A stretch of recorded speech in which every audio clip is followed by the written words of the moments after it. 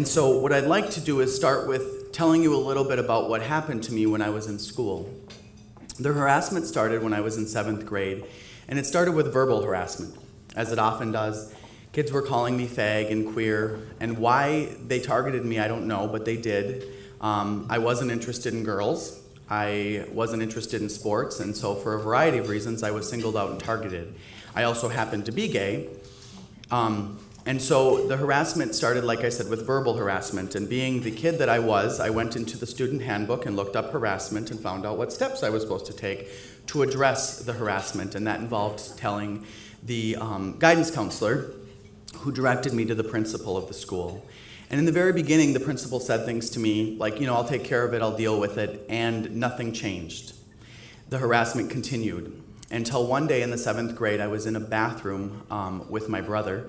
And some kids actually ended up pushing us into the stalls and punching us. And I thought, okay, now that it's turned violent, she's got to do something. And so I went into her office and told her what happened. And she said to me, Jamie, if you're going to be so openly gay, these kind of things are going to happen to you.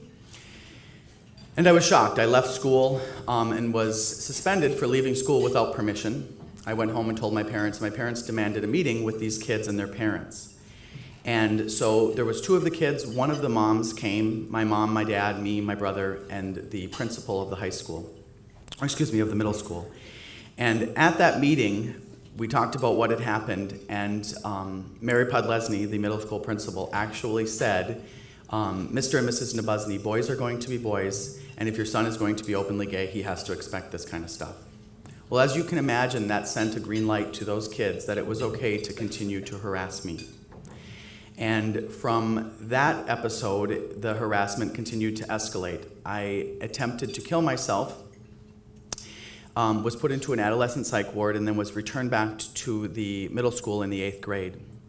Partially through my 8th grade year, I was in a science classroom and sitting next to 2 of the boys who were my biggest harassers.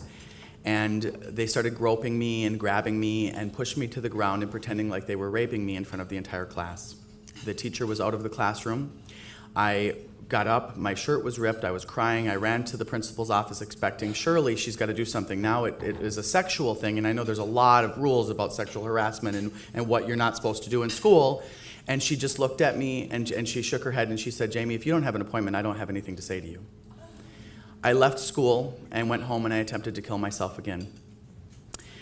I then went back to Ashland and started my freshman year in high school, and my parents tried to assure me that things would be different. The kids who were harassing me were now freshmen, and the older kids wouldn't know who I was. Well, my 3rd week of school, I was pushed into a urinal and urinated on. And when I went to tell them at the office, I actually didn't even get to see the principal. The secretary called the principal, and I was told to go home and change my clothes, and nothing was done about what happened to me. I quickly realized that I needed to figure out some survival mechanisms to get me through school. And so my typical day would go like this. I lived about 2.5 miles outside of Ashland, and the bus was not a safe place for me. I would have things thrown at me. I would get kicked, spit upon, and so I started walking to school. I'd have to get up about a half an hour earlier than my brothers. I'd walk to school. And in the northern Wisconsin winter, that can be cold, very cold and snowy. The only good thing is that between when my grandfather had done it and I had done it, it leveled out. It was uphill both ways for him. So I was very appreciative of that. And so I would get to school and I would get all of my books for half of the day, and I would run from class to class to class, trying to avoid the kids who were harassing me. And then I would try to find a place for lunch where I wouldn't get harassed, which was very difficult. And at lunch, I would get catcalls, I would get food thrown at me, and then I would go and get the other half of my books, and I would run from class to class to class. I would wait after school for about a half an hour. At that point, all the school activities had started, and the other kids had went home, and then I would walk home.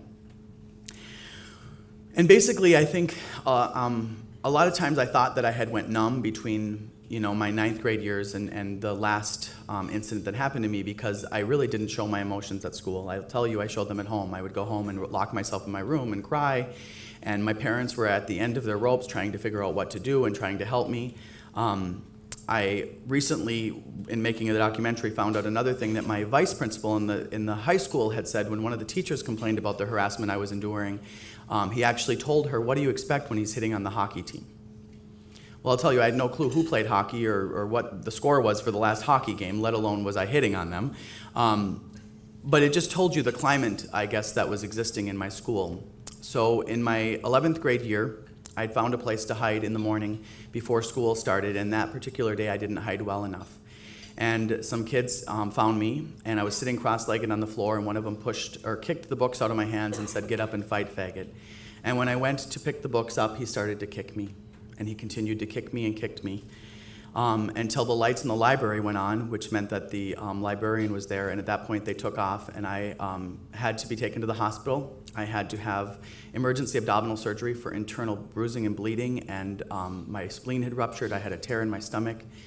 And I knew I wasn't ever going to be safe at school, and I knew that I had to leave Ashland. And so I ended up running away to Minneapolis, St. Paul, which was the only place I knew gay people existed, and figured I would be safe there. And I got down there and quickly realized that there's not a lot that I could do when you're 17 to survive on the streets, or at least not things that I was willing to do. And so I called home and told my parents, "You know how bad it is for me at school. Just let me live here, go back to school, and be safe." And my mom said it was the hardest thing that she ever had to do was to let me go. I was only 17, and I had just turned 17 years old at that point. And so while I was in Minneapolis, I ended up going to what was at the time the Gay and Lesbian Community Action Council, and I ended up meeting with their crimes victims advocate, who happened to be a lawyer, and she ended up telling me that what happened to me was wrong, and it was illegal, and I needed to sue my school. And I went home and I called my parents and I told them about this crazy lesbian lawyer at the Gay and Lesbian Community Action Council and her crazy ideas about suing the school. And my mom was silent for a second, and I could tell that she had tears in her eyes, and she said to me, "Jamie, you need to do this." She said, "Too many kids are suffering out there, and you have the ability to stand up and fight back." And she said, "Somebody needs to say that this is wrong." And so being good Catholics like we were, she imposed a lot of guilt on me. Now I was responsible for all the gay kids in the world and all the harassment. And so I went back to the crazy lesbian lawyer and I said, "All right, I'll do it."